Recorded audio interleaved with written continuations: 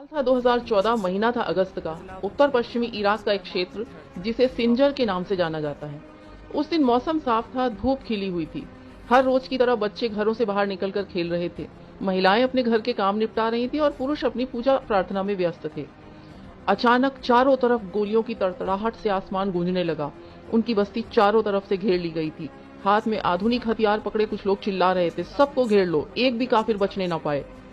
यह सिंजर की 17 अगस्त थी। बस्ती थी इराक के एक प्राचीन समुदाय यजीदी की। वो यजीदी जो मानते हैं कि आत्मा एक शरीर से दूसरे शरीर में दाखिल होती है और अंत में मोक्ष धारण करती है। यानी इनके यहाँ हिंदुओं की तरह पुनर्जन्म वाला सेम कंसेप्ट है। यजीदी के लिए धर्म निकाला सबसे बुरा माना जाता है, क्योंकि ऐसा होने पर उनकी आत्मा को मोक्ष नहीं मिलता। इसलिए उनमें धर्म बदलने का सवाल ही नहीं उठता। यही वजह है कि सदियों से उन पर जुल्म हो रहा है, लेकिन उन्होंने आज तक अपना धर्म नहीं छोड़ा। उस दिन भी अचानक बस्ती पर बगदादी के मजहबी लुटेरों ने हमला बोला था। वो बगदादी जो दुनिया पर इस्लाम की हुकूमत देखना चाहता था। आईएसआईएस के आतंकियों ने यजीदी बस्ती घेर ली थी। फिर एक एक कर यजीदी लोगों को घर से बाहर निकाला जाने लगा। इसके बाद उनके लीडर का फरमान आया कि इस्लाम स्वीकार करो।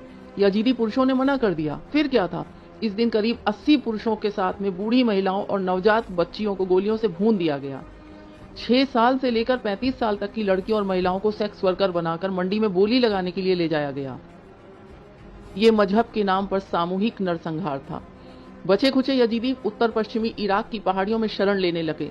1 लाख के करीब यजीदी अपनी जान बचाकर इराक में सीरिया बॉर्डर के पास सिंजर नाम की पहाड़ी पर भाग गए। लेकिन मजहबी वासना की खोपड़ी अभी भी भरी नहीं थी। ठीक इसके अगले दिन फिर हमला बोला गया। आईएसआईएस ने इन लोगों को फिर घेर लिया। यजीदियों को सड़क पर घसीट कर कत्ल किया गया। इस दिन 300 लोगों को मारा गया और 1000 औरतों को बंधक बनाया गया था। इसके बाद सिलसिला कई दिनों तक चलता रहा। बच्चियों और औरतों को अगवा किया जाता, बच्चों को गुलाम बनाया जाता, उनको मारा भी जाता। जो बच्चियां थी उनके जिस्म की मंडी लगाई।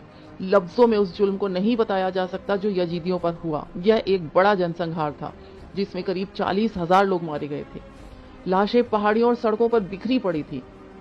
यजीदी लोगों के सामने 2 ही ऑप्शन थे, या तो इस्लाम कबूल करो और या फिर मौत। यजीदी लड़कियों के साथ क्या हुआ?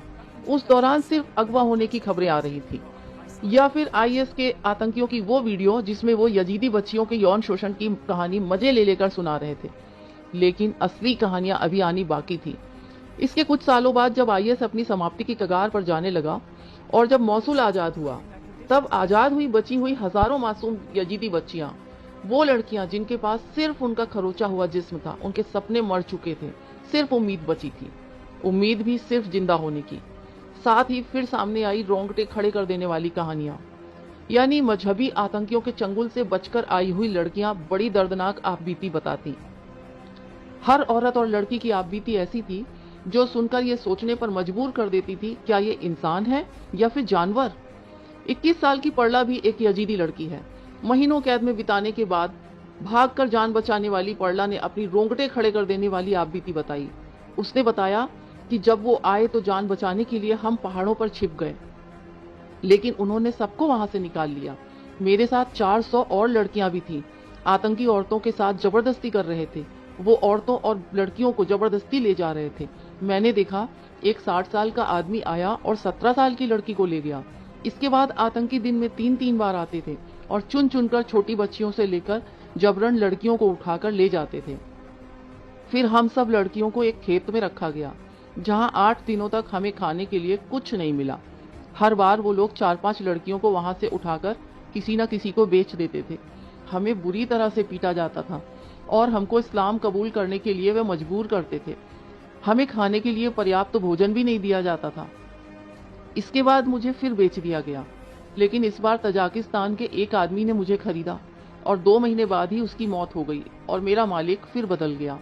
इस बार मुझे बेचा नहीं गया, बल्कि तोहफे के रूप में दूसरे को दिया गया। वहां मेरा मालिक हर बार रेप करने के दौरान मेरे हाथ पैर बांध देता था और मेरी पिटाई करता था। 15 से भी कम उम्र की एक बच्ची जो बचकर आई थी, उसने बताया था, मैंने एक शख्स को देखा जो कुरान पढ़ रहा था। मैंने उसको कुरान का वास्ता देकर मुझे छोड़ने की गुहार लगाई। मैंने उससे कहा, मैं छोटी बच्ची हूँ, मैं जिंदगी भर तुम्हारी सेवा करूंगी, लेकिन मेरे साथ रेप मत करना, मुझे छूना भी मत। लेकिन उन लोगों ने मेरी एक न सुनी। इन यजीदी लड़कियों की आपबीती सुनकर कलेजा फटता है। रोंगटे खड़े हो जाते हैं कि कैसे जानवर लोग थे ये। ऐसी ही एक लड़की थी अशफाक हामिद।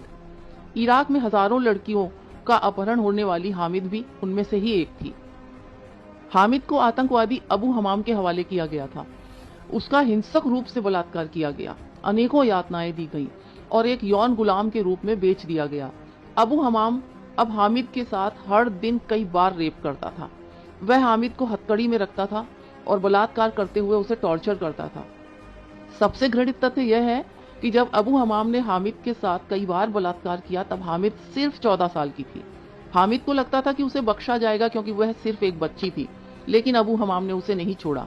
कुछ समय कैद में रहने के बाद एक दिन हामिद और कुछ लड़कियां उन वहशियों की कैद से भागने में कामयाब रहीं। साल 2019 में जब IS तबाह हुआ और अबू हमाम भी वापस लौटा तो उसे गिरफ्तार कर लिया गया। उसी दौरान अबू हमाम को एक समाचार चैनल के माध्यम से हामिद के सामने लाया गया। हामिद ने अबू हमाम से पूछा कि उसने एक 14 वर्ष की लड़की के साथ दरिंदगी क्यों की। अबू हमाम अपना सर झुकाकर खड़ा रहा। मैं 14 वर्ष की थी, तुम्हारी बेटी या बहन के बराबर, पर तुमने मेरा जीवन तबाह कर दिया। तुमने मेरे सपनों का नाश कर दिया। यदि तुम में कोई भावना होती तो तुम एक 14 वर्ष की लड़की का बलात्कार न करते। अंत में नम आंखों से सवाल पूछते हुए हामिद बेहोश होकर गिर पड़ी। आज यह सोचते हुए मन में थरथराहट पैदा होती है कि इन हजारों लड़कियों के साथ इस्लाम के नाम पर कैद में क्या हुआ।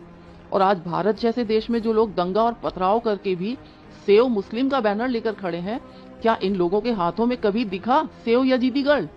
शायद यह कभी भी न दिखे, क्योंकि ये एक समूची कौम का नरसंहार नहीं था तो और क्या था। लेकिन इनके इंसाफ के लिए कहीं आवाजें नहीं गूंजी।